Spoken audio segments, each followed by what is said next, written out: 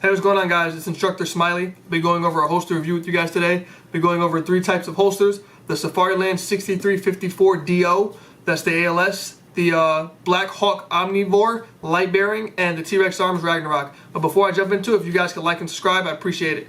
So I'm gonna jump into it real quick. Before I go ahead, show you guys my weapons are all cleared out. All right, cool. So first off, let's start with the gold standard, the Safariland 6354DO. Alright, so I got this because I have the Rollin' Special, or a Rollin' Special type of Glock 19. It's about the 34's length, so I got the 34 length holster. So the cool thing about this holster is it'll fit just about any Glock. Alright, one thing a lot of guys don't put into it is it locks on your slide. So once it goes in, it's there, it's locked. There is no hood, but they have the nub locking system. So all you have to do to release, just press down on the nub, pull out the gun.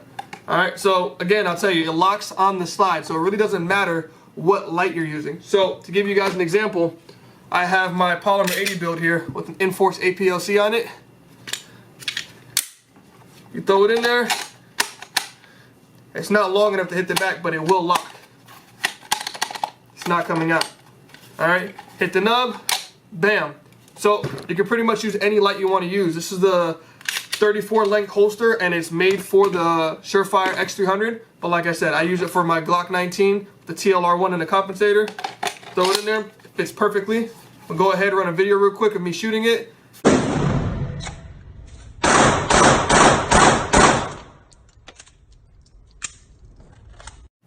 Alright, cool. So that was me shooting it.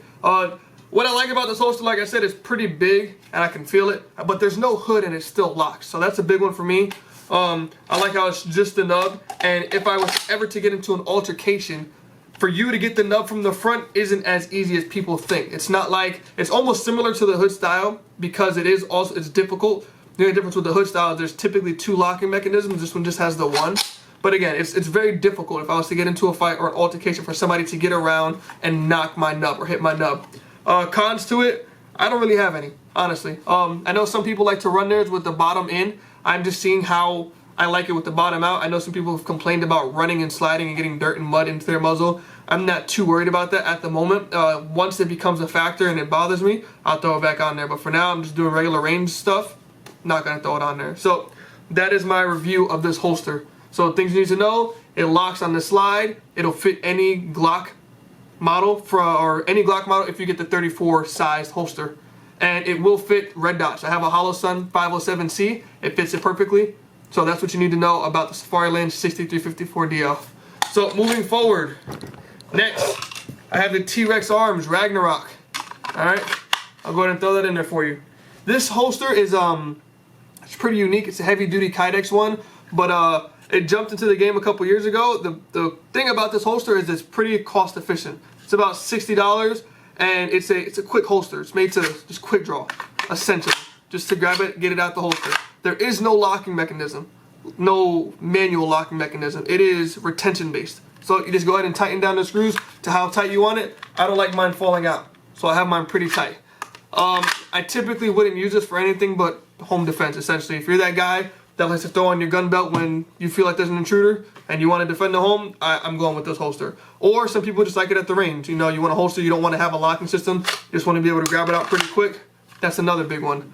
Only downside to it is there is no locking system, but again, I have other holsters for that, so this is just meeting my needs. I use this for specific courses. If I'm trying to run for time and I want to get the gun out the holster quick, that's what I use it for. I definitely do suggest this holster though, so go ahead and jump on it. It will fit any Glock with the TLR1 on it, so there's not much you can complain about. This is, like I said, the 34 length, but it's a 19. I get a little bit of comp out the end.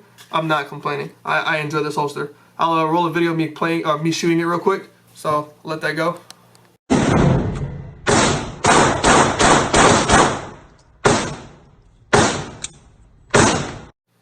Alright, so you see it's real quick, comes out the holster, no issues. I do enjoy the holster, but like I said, I'm not typically going to use that for many courses because me personally, I like to have a locking mechanism. So, jumping to the next holster, Blackhawk Omnivore. I don't know if you guys seen, I have the QLS system on all of these holsters.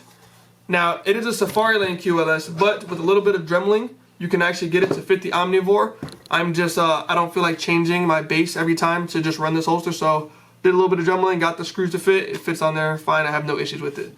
But let's jump into the review. So this holster was designed to be a universal holster for you to fit as many types of guns. I think on the package it says about 150 types of, or different models can fit. So I'll give you guys a little bit of view of it. It's a light bearing one, so it locks off the TLR one. So this one is light specific. So it won't lock on your side. It definitely only locks on the TLR one. I've tried it with my Enforce. It won't lock specifically for that one. So if you have an X300, it's not gonna fit. You need a TLR one. But I'll go ahead and show you guys. It also has something similar to the ALS locking system. It's a nub release. So once it's in there, it's locked on the light. Depress the nub,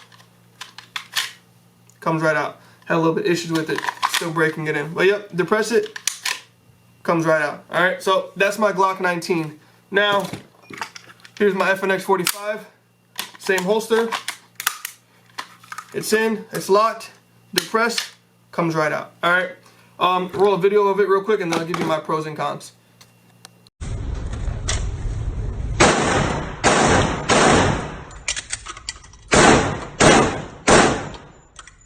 Beautiful.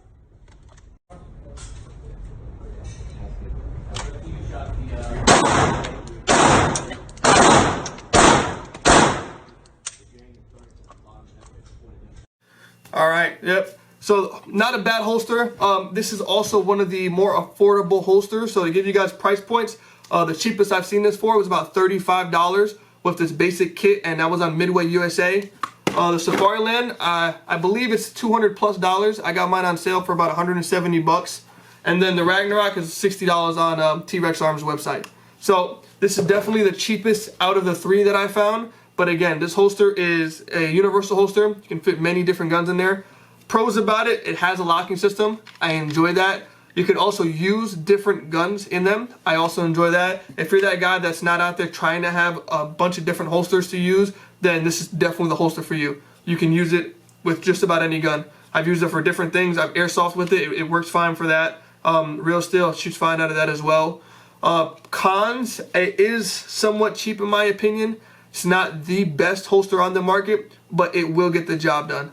I'm not a fan of the locking system all the way. Like I showed you guys, it is somewhat of a struggle to push the nub in all the way and draw. Sometimes it'll get it, sometimes it won't. I've had troubles where I'm like pushing it and pulling and it doesn't come out right away. Unlike the ALS where as soon as that thing comes down, the gun's coming out the holster. No issues at all. But again, if you're not trying to spend all that money and have these different holsters for whatever reasons you need them to, I would highly suggest the Omnivore. If you're using to do law enforcement training or any tactical courses where you might have to get into an altercation with somebody, just creating a scenario, I'm definitely going with the Safariland ALS because it locks. It locks better than all three of the holsters I had.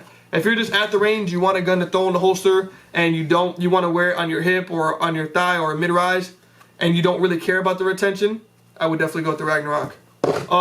Shout out to Leader of Men. They sponsored us, give us bought some ammo for this video, give us these nice shirts. I appreciate you guys. Keep looking out. Go ahead and follow us on Instagram as well. I'll put a link down. It's Parallel Defense. I'll be having more videos come to you guys. I appreciate you guys. Don't forget to like and subscribe.